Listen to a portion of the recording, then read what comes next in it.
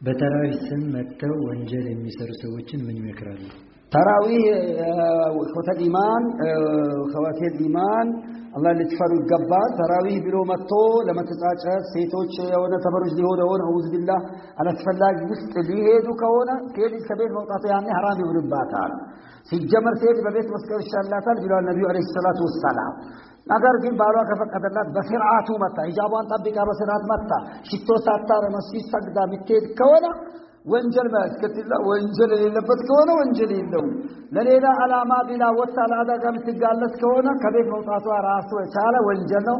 ባሏም ይሄን ካወቀ ወይም አባቷ ወይም ወንድሟ ይሄን ያወቀ ከሆነ ዝም ካላል ወንጀለኛ ይሆናል። ቤት ላይ ቁጭ እንድትል ማድረግ ነው። አላህን ልትፈሪ ይገባል። ጾም ማለት የወንጀል መተጫጭያ አይደለም፣ የወንጀል ማስፋፊያ፣ ወንጀል ማራገፊያ። ቀጥለን ላናገኘው እንችላለን።